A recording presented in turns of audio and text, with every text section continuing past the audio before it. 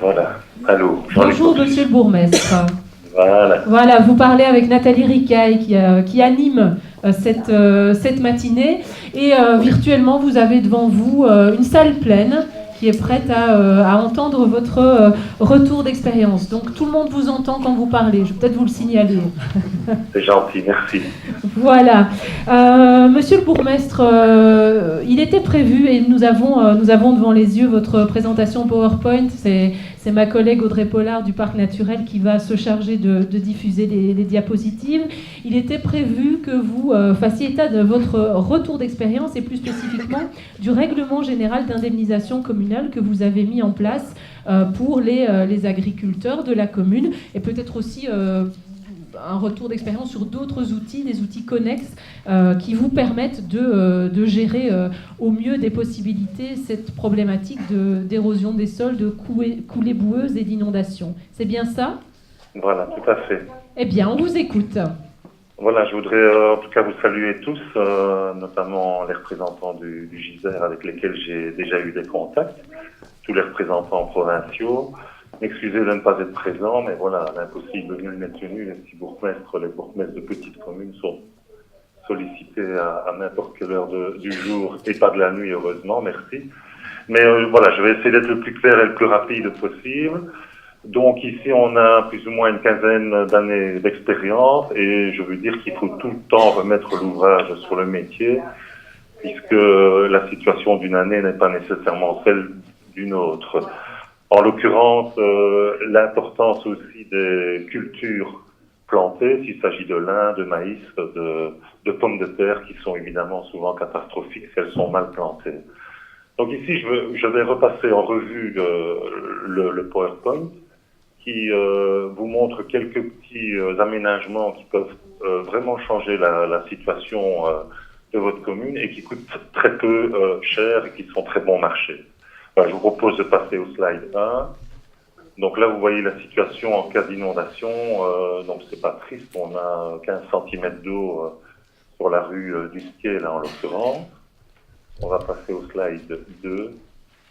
Toujours des photos d'inondation, donc vous voyez l'étendue quand même du désastre et de l'inondation et des coulées boueuses, hein, puisque vous voyez que les eaux sont très brunes. On passe au 3, l'état du ruisseau Lierne, puisqu'on est dans la vallée de Lierne qui se jette dans le Gers, ici en province de Liège. Là aussi, vous vous rendez compte que le ruisseau donc, déborde à certains endroits de la commune. C'était en 2008, à tout ceci. On avait vécu des inondations particulièrement catastrophiques. Vous pouvez passer à la page suivante. Toujours des photos qui montrent le débordement du ruisseau, avec l'inondation, ici en l'occurrence, des maisons à droite et de la ferme à gauche. Donc suite aux inondations, comme il est mis sur le petit texte, je me suis déplacé au Waterin, qui est une intercommunale qui a été créée dans le Limbourg, à Saint-Tron, et donc pour prendre des conseils. Et suite à ça, on a dressé une carte, vous voyez à l'image suivante, avec l'aide de la province des services provinciaux, avec l'aide du GISER et avec l'aide aussi donc du Waterin de Saint-Tron. Et le premier point, c'était de déterminer les points noirs. Vous voyez tous les points noirs qui ont été déterminés sur la commune de Doncé. Il y en avait 9 en l'occurrence. Hein. Je peux passer au slide suivant. Donc, le problème des inondations, ben, là je fais un bref historique, je ne vais pas m'attarder là-dessus.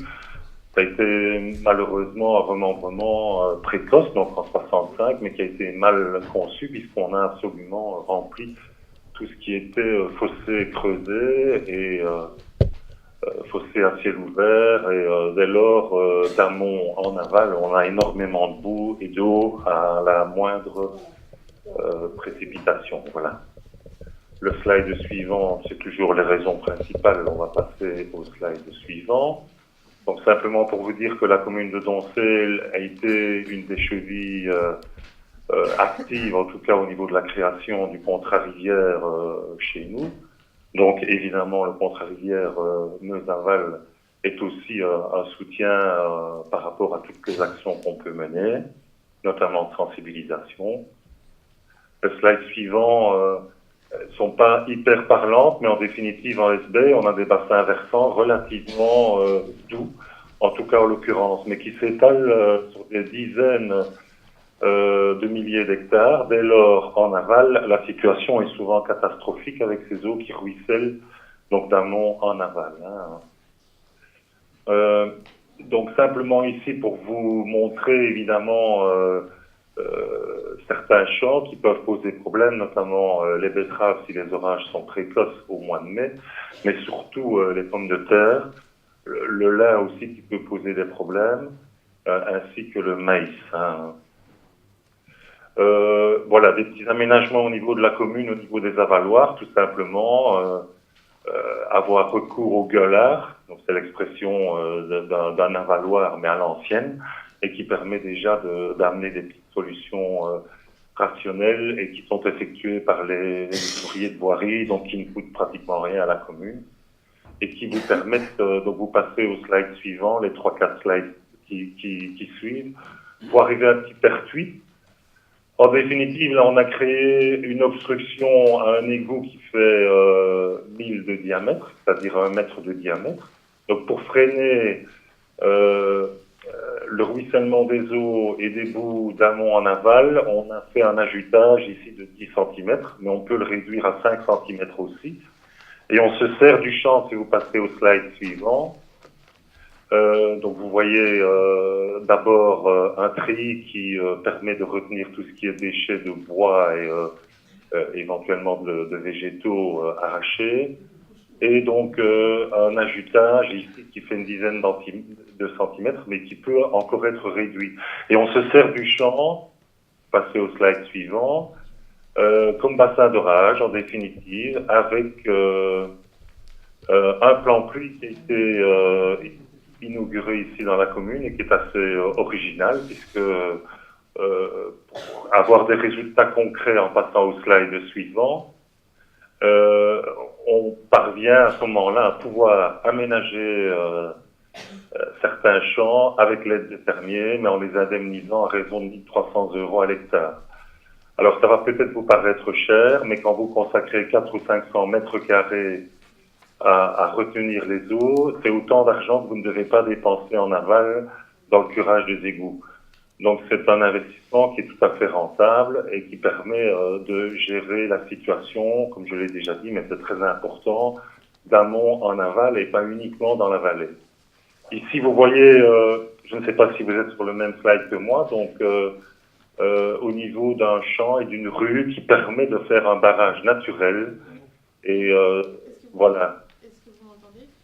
Oui, je vous entends, oui. Oui, donc moi je suis sur le slide digue naturelle. Digue naturelle, oui. Vous êtes déjà plus loin. Attendez. Petit ouvrage d'art, oui, petit ouvrage d'art. Ça, vous avez déjà passé. Oui, hein. Petit ouvrage d'art numéro 3. Oui, digue naturelle, voilà. Là, en définitive, derrière la rangée d'arbres, c'est là. Vous êtes sur ce slide-là, madame? Oui, donc sur la digue naturelle où il y a les flèches 1 et 2. Oui.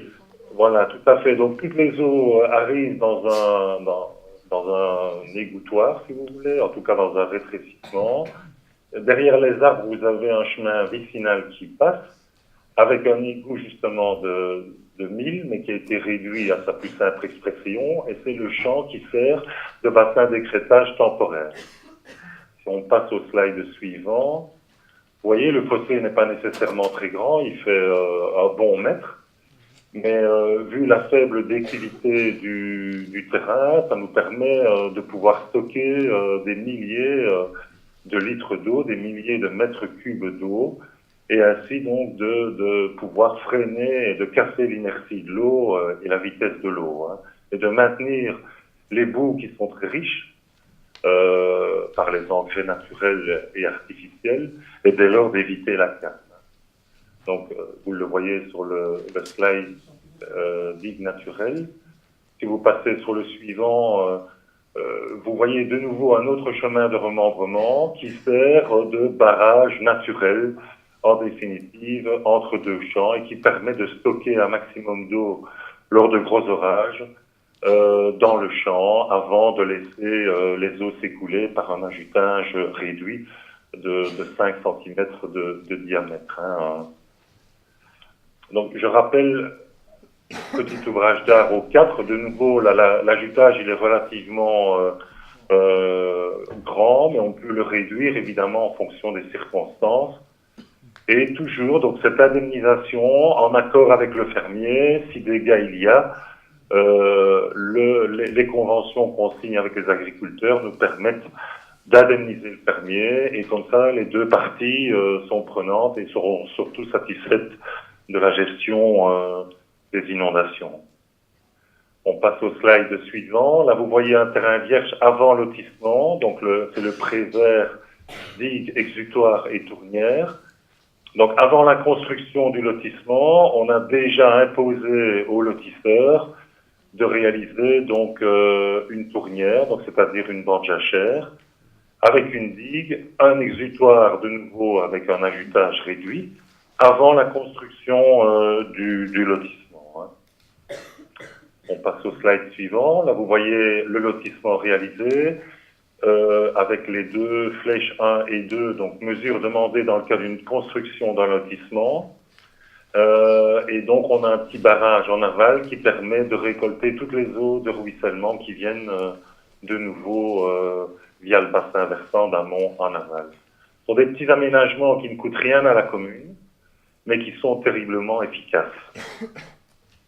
Si je passe au slide suivant, de nouveau, c'est imposé à l'agent immobilier ou au promoteur qui, évidemment, investit sur ses fonds propres et la commune n'investit absolument aucun centime, mais contrôle les travaux. Ici, on a l'exutoire du petit barrage qui va à l'égout public, mais avec deux ajutages de 5 cm de diamètre qui permettent à ce moment-là de réguler, si vous voulez, l'écoulement des eaux.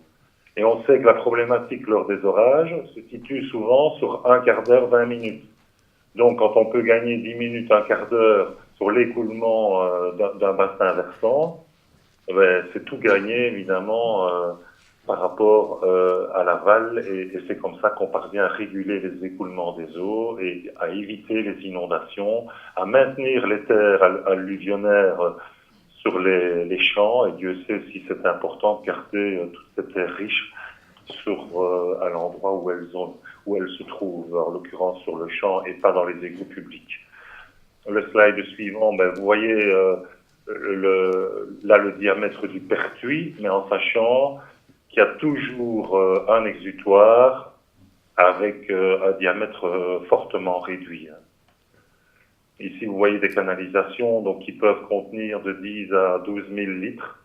Et tous ces petits systèmes de régulation d'eau permettent de trouver des solutions, en tout cas durables.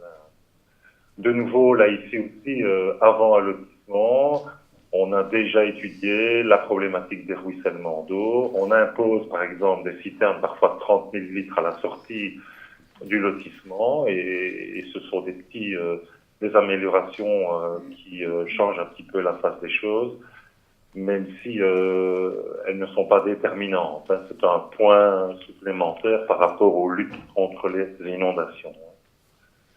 Si on passe au slide suivant, de nouveau des petits fossés aménagés, enherbés, qui permettent aussi de retenir les eaux à plusieurs étages du bassin versant, évidemment. On parlait de tournière tantôt, enherbée. Vous voyez ici une jachère qui, au niveau environnemental, répond tout à fait à la biodiversité présente. Et en plus, évidemment, forme un barrage exceptionnel. Hein. Donc, ce sont les bandes jachères fleuries qui, puisqu'on est commune Maya, évidemment, amènent un gros plus au niveau, notamment, de la sauvegarde des abeilles. Je ne sais pas si vous êtes sur le même slide que moi, madame. Une des solutions mises en place par l'administration communale de Doncel, l'indemnisation des bandes jachères fleuries. Little Bank. Donc là, le fermier est indemnisé à hauteur de 1 300 € à l'hectare en fonction du nombre de mètres carrés. Donc la jachère est indemnisée, et ce qui motive évidemment l'agriculteur à agir dans le sens dans lequel on veut qu'il agisse. Je voudrais aussi repréciser qu'à un moment donné, le tout c'était le tout à la pulvérisation. Tout ce qui est chemin creux, maintenant on ne pulvérise absolument plus. Et on essaye comme ça de garder une couverture enherbée qui réduit fortement, évidemment, l'écoulement des eaux et qui permet le percolement des eaux. Vous voyez encore ici une grande jachère qui a été plantée à main gauche, donc sur la gauche du chemin creux, et qui permet évidemment à ce moment-là une absorption totale de l'eau. Ça fait vraiment éponge par rapport au ruissellement des eaux. Je possède donc un ciel ouvert ici qui sert aussi de mini bassin à d'écrêtage. Le quartier de Stier, de nouveau, c'est un quartier qui a été très touché. On a profité de la comment vais-je dire, topographie des sols pour créer un bassin d'écrêtage. Vous pouvez passer sur les 3 slides suivants. Ça n'a l'air de rien. On n'a pas l'impression que les pentes sont fortes et pourtant c'était catastrophique en aval. Donc là, vous voyez le plan de la création d'une digue. Là, on a carrément créé une digue avec des fonds européens grâce à l'appui du Contra-Rivière. Donc la commune a très peu déboursé. On a en fonds propres, ça ne représente pas, même pas 10 000 euros d'investissement. Et si on passe au slide suivant, donc de nouveau là on est sur le chemin qui mène à cette digue, qui se situe évidemment perpendiculaire au chemin d'accès. Oui, je n'ai pas une photo significative, mais donc là on peut retenir des milliers, des centaines de milliers de mètres cubes d'eau et de nouveau indemnisation à l'agriculteur, de façon à ce que chacun puisse y trouver son compte. Hein. Voilà, si vous passez au slide suivant, là c'est le ruisseau des gestes simples s'impose. Là en l'occurrence, Moi j'ai du mal un petit peu à suivre. J'ai pas vous êtes la présentation devant moi, donc si vous pourriez. oui, de l'importance de l'entretien de nos ruisseaux. En fait, tout le monde suit sauf moi, parce que tout le monde a une présentation devant leur vue, la totalité. Oui. Voilà, des gestes simples en contact avec de l'importance de l'entretien de nos ruisseaux. Vous y êtes, madame? Oui. Voilà. Bon, là, vous voyez, par exemple, bon, il ne faut pas avoir peur de faire son mea culpa aussi de temps en temps. Donc là, c'est de reconsidérer nos contacts, évidemment, avec la province. Et là, un ruisseau, par exemple, mal entretenu, peut diminuer fortement, évidemment, l'écoulement des eaux.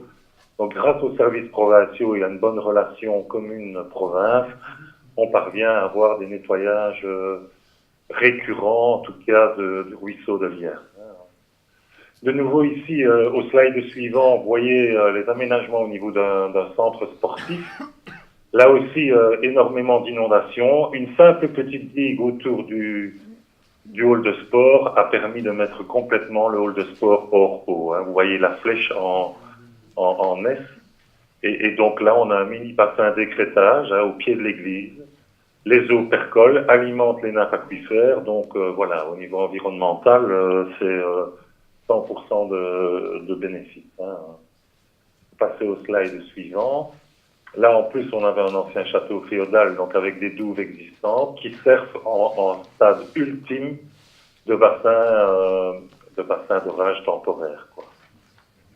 Donc, utilisez absolument la topographie de vos villages pour trouver des solutions à tous les points noirs répertoriés après chaque inondation, feedback nécessaire, et apporter évidemment des solutions pour ne plus revivre des situations critiques et difficiles à gérer avec les citoyens de la commune. Passe à un slide suivant. De nouveau, une jachère au point bas dans un quartier régulièrement inondé, une jachère de 22 mètres de large sur 200 mètres de long a complètement rempli sa fonction. Ici, donc, on parle de 12 arts. Donc ça fait 1250 mètres carrés et qui a complètement résolu le problème d'écoulement des boues et de ruissellement d'eau. Là, de nouveau, dans une situation un peu plus compliquée, on a créé un bassin d'orage au point bas. Vous voyez que là, il y a une mauvaise pratique agricole avec un trait de charrue à l'endroit de la flèche, numéro 1. Donc là, c'est la rue des Neuf-Bonniers à Doncé.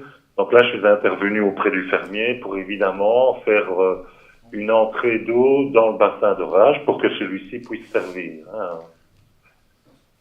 Le slide suivant, on y laisse pousser la végétation, l'herbe, même les arbustes. de façon à avoir un enracinement et à faire en sorte que le bassin d'orage soit complètement consolidé. De nouveau ici, sur un nouveau lotissement, vous voyez qu'on a créé une petite digue qui a été réaménagée dernièrement et qui a été agrandie, de façon à mettre hors eau le lotissement. Vous voyez que ce sont des nouvelles maisons au lotissement qui s'appelle le lotissement Magarny. On le voit ici en photo. On a estimé l'année passée que le fossé n'était pas suffisant. On l'a agrandi de 3 fois sa superficie et sa capacité. Et là, on est complètement hors eau depuis une dizaine d'années. Là, de nouveau, un problème d'écoulement d'eau. Vous voyez le bassin versant avec la petite voiture noire devant. Là, on a créé des fascines. Vous passez sur les slides suivants. D'abord, une jachère avec un trait de charrue qui permet de casser l'inertie de l'eau. C'est rue Arduémont, si vous êtes sur le même slide que moi. 2 slides plus loin. Et là, dernièrement, on a créé une fascine donc en branches de châtaignier et de noisetier, avec le concours de Monsieur de Marsin qui est présent, je pense, la cellule Gisère. Et nous avons consolidé cette fascine avec des ballots de paille qu'on a ajoutés l'année passée de façon à retenir les boues, à purifier les eaux. Et on n'a plus donc un minimum d'eau de pluie, mais relativement claire, qui viennent sur la voirie. Au slide suivant. Là, vous voyez très bien les bottes de paille donc, qui ajoutent et qui font barrage, en même temps de filtrer les eaux boueuses. Au slide suivant, donc rue Arduémont. Et les conclusions, donc c'est retraiter les points noirs répertoriés. Et 2, ce qui n'est pas mis sur les slides, c'est de prendre contact avec les agriculteurs, mais aussi avec les planteurs. Notamment maintenant, de plus en plus d'agriculteurs passent des contrats avec des sociétés de plantation, que ce soit en patates, pommes de terre ou lin, ou même le maïs. Donc ici, on a des contacts réguliers avec ces entrepreneurs, de façon à ce qu'ils nous préviennent lorsqu'ils plantent des pommes de terre notamment, et à intervenir en amont, c'est-à-dire soit à demander la plantation de jachère l'année précédant la plantation, et de planter en tout cas avec des sillons à redans pour les pommes de terre, donc ce qui diminue grandement donc les dégâts, et 2, en plantant les lignes de façon cohérente par rapport aux voiries et par rapport au bassin versant, donc perpendiculairement au bassin versant, de façon à ne pas avoir des catastrophes au niveau des eaux de pluie, mais surtout des boues, je vous dis, qui remplissent les égouts et qui occasionnent énormément de dépenses au niveau communal. Donc voilà en gros ce qui a été fait chez nous. Moi je me tiens à votre disposition pour vous communiquer le plan pluie, donc c'est la convention proprement dite que nous passons avec les agriculteurs. Mais je vous invite aussi à passer sur le terrain. Moi en tout cas je me tiens à votre disposition pour répondre à vos questions et pour constater de visu tout ce qui a été fait et tout ce qui a quand même changé malgré tout le visage de la commune. Mais c'est un travail de tous les instants. Nous-mêmes, nous devons nous remettre en question d'année en année. Et c'est un travail à très long terme et à très longue haleine. Voilà, je vous remercie de votre écoute. S'il y a des questions à poser, je vous dis à y répondre. Merci en tout cas de votre écoute et encore une fois toutes mes excuses de ne pas être présent, mais comme je vous l'ai dit. Merci à vous, Monsieur le Bourgmestre. Je ne sais pas si vous entendez les applaudissements.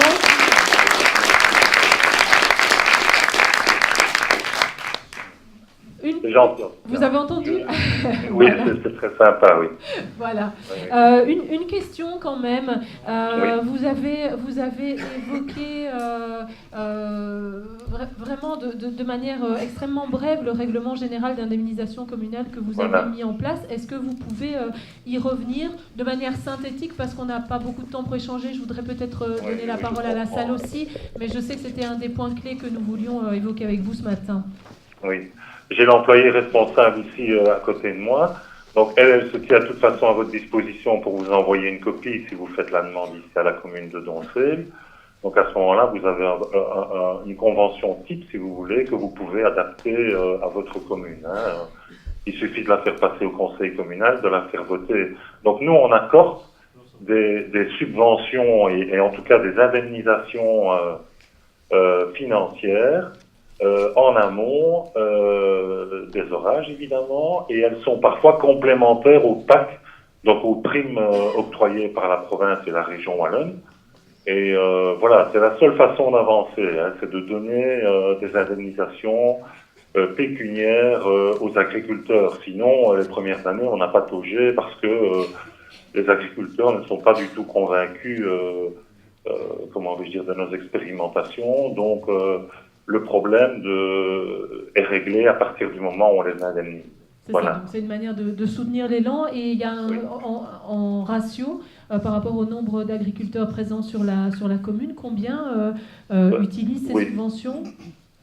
Chez nous, on a une bonne quinzaine d'agriculteurs. Hein, donc, mais parfois, il y en a maintenant qui travaillent en fonction des cultures plantées.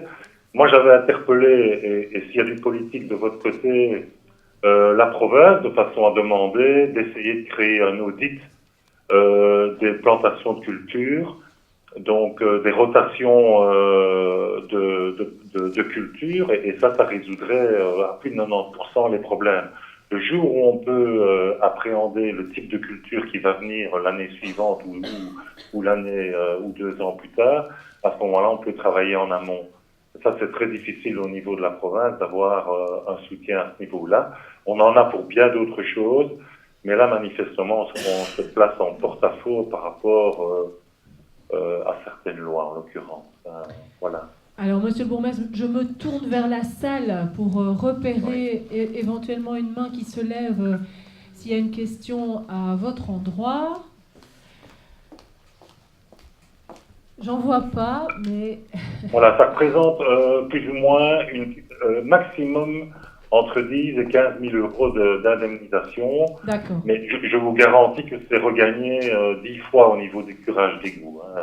Donc c'est un placement vraiment tout à fait rentable. Voilà.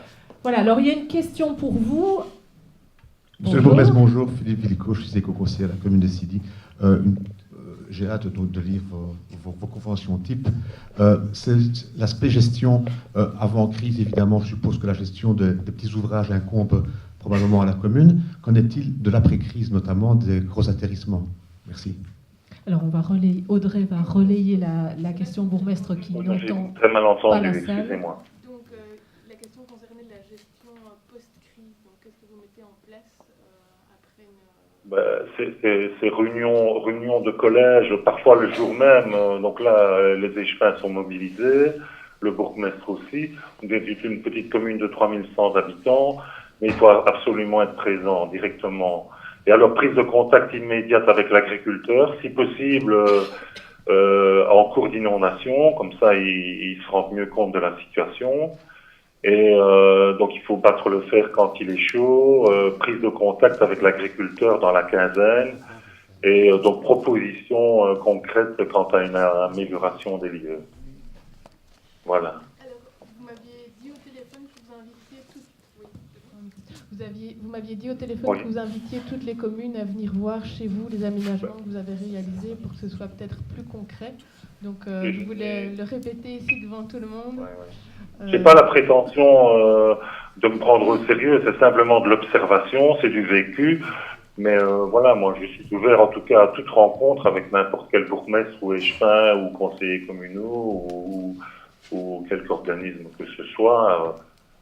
Bon voilà, on est là pour partager nos expériences et essayer d'améliorer en tout cas le futur. On parle de développement durable, c'est une véritable catastrophe au niveau érosion éolien et érosion provoquée par les inondations terrestres. Donc il faut absolument arrêter le désastre. Hein. Ben voilà, l'invitation a été entendue et j'imagine qu'elle... voilà, je vois déjà des mouvements d'approbation, des hochements de tête dans la salle, monsieur le bourgmestre, donc j'imagine qu'elle a retenu l'intérêt de certains de nos participants. Voilà, en leur nom, je tiens à vous remercier pour cette conversation établie dans des conditions qui ne sont pas idéales, mais qui nous ont permis néanmoins d'entendre et de partager votre retour d'expérience. On va vous libérer. Voilà, en vous applaudissant une dernière fois. Merci à vous.